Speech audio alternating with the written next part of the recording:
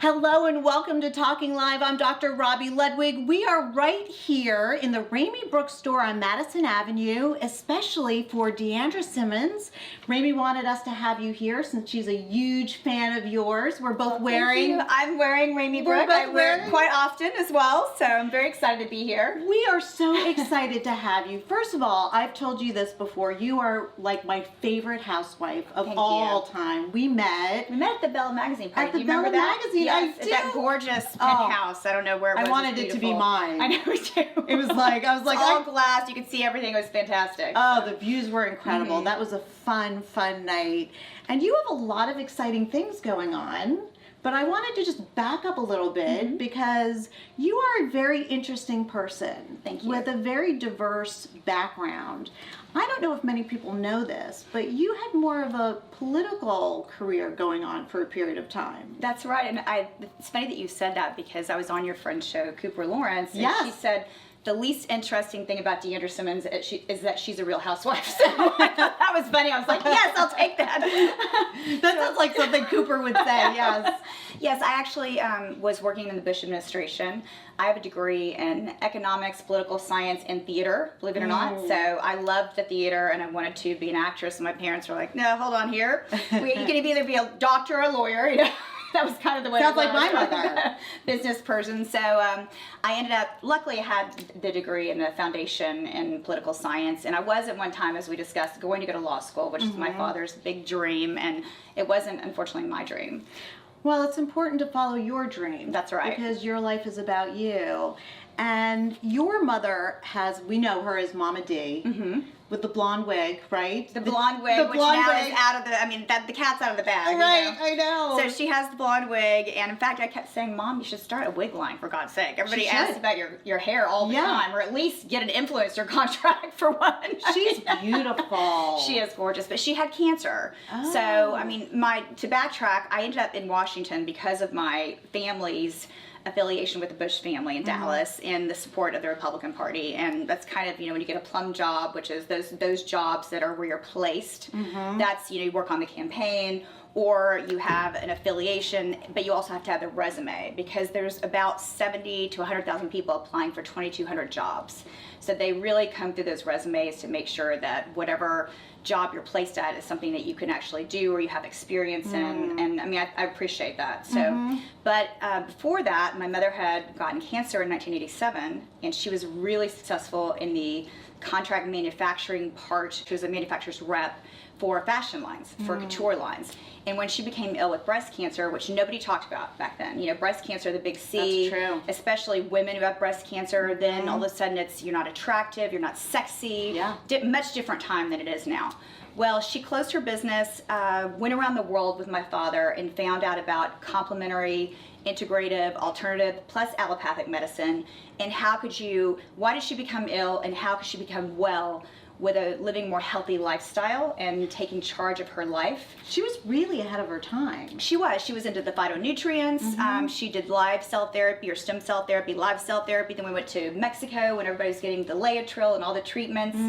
So we did all that together, macrobiotics, all kinds of things. And then she just started, fast forward to 1996, and she started her own nutrition company, because she felt that the products she wanted to make, she couldn't get from anyone else the quality that she was really wanting and seeking out there in the marketplace. I'm listening to you, and that's what like Goop is all about, right? And Michelle Pfeiffer now has a perfume line that's all natural. And transparent. But your mother was ahead of her time, and she had the company Ultimate Living. With no education. 2 major multi-million-dollar companies with no education. How did she do that? Amazing. Instinct? She's just a go-getter. She's a hustler. I'm a hustler just like my mom. I come by it naturally. So she grew up so poor. I think she had 1 pair of shoes for the whole time she was growing up every year. And she said, I'm never going to be poor again. And she left high school. She couldn't afford to go to college, but worked her way up in different, places. She was a salesperson. She could sell. So if you can sell, then she could work on commission, and she could make a lot of money doing that. So that's what she did. And then, of course, she met my father, my stepfather, and he was was very well known in the business community, and she started her own business and 2 businesses actually. So what everybody knows, if they're a fan of yours, is that you are part of Dallas Society. Yes. You were a debutante. I was. And there's 1988. 88, yes. There's one picture where you're wearing the same outfit as your mom with your stepdad. Yes. Oh my gosh, I was 14 years old back then. Just so beautiful. Just always. matchy. My mother used to do this thing when she was in the fashion industry and buy me the same dresses. And back then, in the 80s, and there was the big shoulders and all the and I was there. hair and everything. Yes. So. And now it's back again. So one of the things that strikes me is that in addition to your intellect is that you're so down to earth. Thank you. And you talk about how, you've made your own money. You don't need anyone to pay your bills. You've roughed it. I admire the way your mother has raised you in that regard. Well, I always find people, say different things because when you're on a reality show, especially like Housewives, there's a lot of judgment and they want to form an opinion about you. But the truth is I have worked since I was 12. I remember, I think my first job was folding sweaters at Express. I've told people that. And then I worked after hours, I worked at an aviation school. Then in college, I worked in the admissions office. So nothing was just given to me. I always was working the whole time. Did your parents say, we want you to work because it's important in terms of developing a value system? Yes. I mean, they wanted me to know what it was like, the value of a dollar, and what it was like to make something and create something on your own, but also just taking a handout and being an inheritor. So many times that children, I feel like, that's a real disservice to them. It is. Because say they lose their money or they don't know how to create wealth.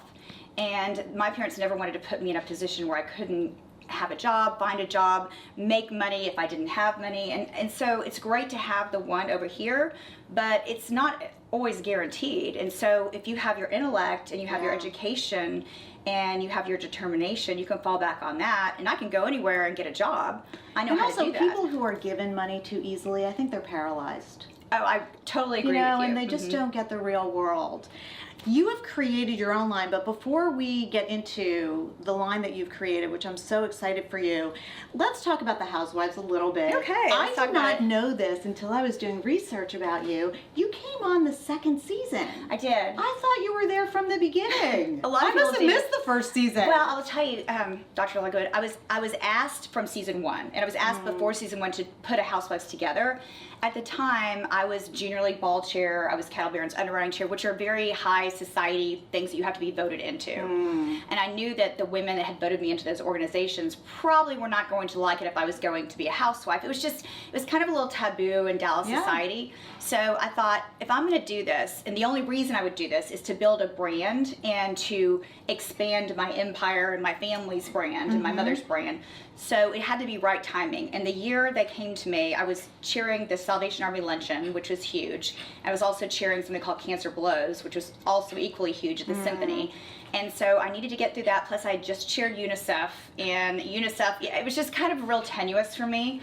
So I said, okay, the 2nd season, I'll do it. But then I had to ask permission from the board of the Salvation Army because I hadn't wrapped up. I had to ask permission from all these boards if it was okay. Did your mother join the same season you did? Was it like a package deal? She's always been with me on any shows or anything like that. So she came. They interviewed me, but they knew my mother's a big personality. So of course, God. Yeah, for sure.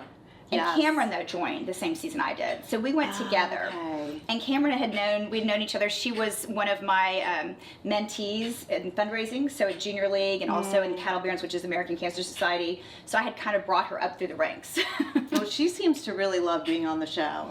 She does. She was the only one, okay, I'm going to tell you a funny story. Little fact is that she was the only one that actually was a housewife fanatic. She could tell you every franchise, every person, everything about it. She really loves being a housewife. It shows. She looks like Nicole Kidman. Do She people does. tell She's her gorgeous. that? Yeah. Oh, yeah. All the time. I mean, beautiful skin. I mean, amazing, beautiful woman. She's that statuesque tall. We all wish we could be tall and thin and eat whatever we wanted. Yeah, you know. I'm short Didn't happen and in not my life. skinny, so I am like the opposite. But I love the women on your show, and of course there's been a lot of time dedicated to your friendship with Leanne. And I don't know what the status is with your friendship with her right now. Is there anything new going on with your relationship? I think it's pretty well known that it's still not. We don't really have a friendship right now. I'll just be honest with you. Yeah. I tried to get back to a friendship with her this year, but sometimes when you try to get back to square one, obviously I didn't really want to get back to square one, just to some place of, we can be in the same room, but we just don't really have the rapport that we had at one time. And I feel like I said I was sorry, but sometimes when you say you're sorry to people, it's not enough, and they want you to go, okay, you're sorry, but you have to do this, and it's perform these different. I don't know what noise is going on there, but we'll talk right through it. Performing these different actions. So, okay, you said you're sorry, but I want you to do this. I want you to do this. I want you to text. I'm sorry. I'm not a performing, trained circus monkey. If you want to accept my apology and move on, just like if you did something in your marriage and you apologize to your mate, either they have to take the apology and move on and start afresh. Well, you're a doctor. You should know what I'm talking about. They can't continue to, beat you over the head. And every time you do something wrong, well, you did this to me 5 years ago. That's never going to work. That's kind of where I feel like it's just, we can't make any progress. It's a little sad, but sometimes that happens, and I think it's never expected with friendships.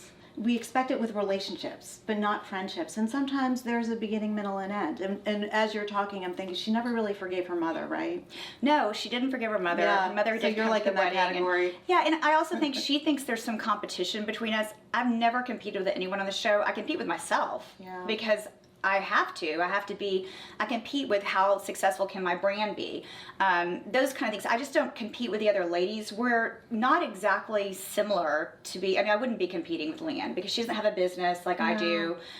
Cameron, has the dog food, vitamins that she has now. The other girls aren't really in business. So I'm not competing for popularity. I'm not competing for the star. I'm not competing for anything. I'm just competing with myself. It's a great opportunity for me to build a platform. It is, and you're using it so well. So I'm so excited because I wrote the book, Your Best Age Is Now. Yes. So anything that has to do with anti-aging, and also my father was in research and development for men many years ago. Okay. So I feel like this is a space I kind of know about just a little bit. I love the name that you have. It's Hard Night, Good Morning. Yes. It sounds like my college years. That's the name, because my college roommate named it. Oh. I actually, since I was in the entertainment business and I was in more of the music industry, and I worked for the Grammy Awards, and I dated a lot of musicians. So she said, this has to be Hard Night, Good Morning with your past. Oh, I love it. It was just about me liking to go out at night, be a party girl, and then having to go to work the next day, The name makes me feel youthful again. Right. Because it reminds me of how I was when I was young and would party all night, and I didn't have to wake up that early, and it didn't really matter what I looked like. Now it's very different. Now, so I'm CEO on the go. We have red eye flights, so that's a hard night. My mother says, well, she's a hot flash hottie because she's menopause. You've got the party girls. You have the soccer moms. They're up all night with 3 kids. So there's everything you can encompass with a hard night. There's so many different types of women and men that have hard nights. And I think so many people are really cognizant of how they want to look, and we have new options now. Because now 40s, 50s, and 60s can be really ageless, which is so nice. Tell me what's in your product, and we're going to have a link for everybody so you can find it, buy it, enjoy it, write to us, let us know what you think. What's special about your products? What I did was, since my mother had cancer, I started studying not only about the inside of the body, but the outside of the body. And people would ask us, what do you use on your skin? And I said, Mom, we're taking all these natural, healthy vitamins and green foods and things, so why don't we make a skincare line? The skin is the largest body organ. Yes. So you absorb everything through your skin, obviously. Aloe vera is my delivery system, and I've always used that because we do make an aloe drink as well in the Ultimate Living line. And it's very good for your skin, very good for all of your internal organs. So I decided to put certified organic aloe as my delivery system, the first thing. And then I just piled it full of actives and botanicals and things that I know from my travels with my husband, who's a photojournalist. Every time we travel, say, to Africa or to Asia, while he'll be doing a project, I will then go and see if I can talk to indigenous women and say, what do you use on your skin? So the Himba women, they use ochre. They never bathe after when they're born and when they get married. That's the only 2 times in their life they bathe. Oh. But they put this ochre in Time saver. I know. I don't know. They do some other things which I was experiencing in the huts with them. And because my husband obviously couldn't go see how they purify themselves, but they let me go. Oh. So they smoke themselves out. Sounds like a documentary. Yeah, we actually did a lot of those interesting things when we were over there together with them. Yeah. So I learned different beauty secrets from around the world, and I incorporated those plants and those botanicals in with the aloe vera, which has made a very efficacious line I've been developing now for about 20 years in my mother's line and then in my line. And this is always, I've changed a few products and added more things to them. We're adding more to the line. We have a new product coming out in a month. So I'm always looking for new ingredients, but not just jumping on the trend. Everybody now, if you go to Cosmoprof, is a big beauty show. Yeah. So CBD, of course, everything's CBD. But do you want to hear something? Because my husband's a physician, so he went to a conference, and really you need a lot of CBD to have any effect. So it's really placebo and marketing. Well, and that's so. You probably already know that. I haven't jumped on the train. I'm not saying I won't, but my problem has been that I have had. It's been wildly inaccurate, the amount of CBD that you would have in one strain to use, Right, it's and not then the next regulated. time. Yes, yeah, exactly. Yeah. I did have a nice. A tour last week at this place called Green Lotus Lab in Dallas, and they're actually pretty good. So I'm trying their product. We'll see what happens. So, Well, they're going to let us advise me know. on the skincare oil I want to create if they can. We'll see what happens. But yeah, that's just kind of. I'm not trendy. I'm in there for the long haul. You're kind of a traditionalist. Yeah, I am. That's the impression I get, but in a good way. I think that's refreshing. I really do. So you were the president and CEO of your mother's Yes, Ultimate Living. Is that still included in your brand? That is both. So I have both lines. I have Okay. Ultimate Living, which is the nutrition, and that's ultimately.com, and Hard Night Good Morning, which is my skincare line, hardnightgoodmorning.com. Anything that was in her line, her D. Simmons skincare, has been incorporated in mine. There was some of the best sellers, and we're coming out with a new cleanser that people loved, and I've changed it up a little bit. So, Will you do an infomercial? I've had some calls from some big companies that you would know, and also we just launched on hsn.com. Perfect. Which is exciting. That's very exciting. And I used to be on HSN before, so they Were kind you of the model? I sold my mother's products. Oh gosh, why did I know that? Yes, that was a long time ago. So I'm thinking if we do well, that maybe that would be an open door. Down the line. We'll see what happens. I love to sell on Perfect. TV. It's fun. It's a challenge. Yeah, I mean, it I'm just is. like my mother. I love the challenge. I love to see those little numbers going. You're and your how mother's much- daughter, even without the blonde wig. That's right. I love your mom. She reminds me of my mom. Yeah, just like a force of nature. I think in the end of when you're making skincare, so it's hugely saturated market and nutrition and wellness nowadays. You just have to have products that work, because every woman has the $10,000, $1,000 drawer of junk, the beauty junkie drawer. They'll use it maybe 2 weeks. If it doesn't work, in the drawer, and they never buy your product again. So you have to have something that works and develop that's why people brand like- loyalty. Which is Exactly. something I'm sure you're Yes. researching and studying. We do something called the Quick Five. Uh-oh. And it's How about just quick so, enough for the quick five? No, it's good. It's good. You're going to be great. What's the first thing you do when you're bored? Read a book. What's your favorite way to spend a weekend?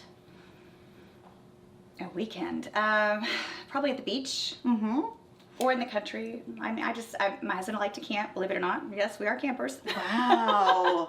Good for you. Better you than me. That's all I have to say. Would you say you're more of an extrovert or an introvert? Introvert. Really? Really? I was the nerdy kid growing up. Oh, The God. bookworm. Straight A student. Bookworm. Nerd. Not cute. You were very always shy. cute. No, That's a very lie. shy. I had my very awkward stage. Very shy. Well, you saw the fuzzy hair and the big flowery dress. I mean, thought my you God. always look great. Most fun moment on The Housewives? Ooh, probably this year, all three. The first one was in Mexico, and I acted a fool, but it was a lot of fun because it was my 50th birthday. Then last week I dressed up like my mother and also acted like a fool because, it was just, I thought we needed some comedy. Yeah. This coming up Wednesday is my big iconic moment that some people will find funny, other people will find probably not so funny, but it was just all meant in good sport and comedy. The secret that most people don't know about me is when I was an actress, I am a comedian. Oh! Almost introvert, so a lot of introverts, believe it or not, love comedy. I love comedy. I don't like the drama so much, I like the comedy. So this year I tried to really integrate my skills as a comedian. So I've done three big episodes where I integrated my comedy. Now some people didn't think it was so funny, but I'm sure I will. I love that. You need to have a separate show for that. Trust me, I'm working on it. Okay. I can help only you. juggle so many balls and I have a know people- podcast too. I know people who have like comedy houses. If you ever want, you'll call me. I will stay call you. connected. We'll stay connected. I know that. What skill would you like to master? Oh, well, I'm already a very good cook, but I'd like to be an expert in the kitchen. Yes, that's where we part ways.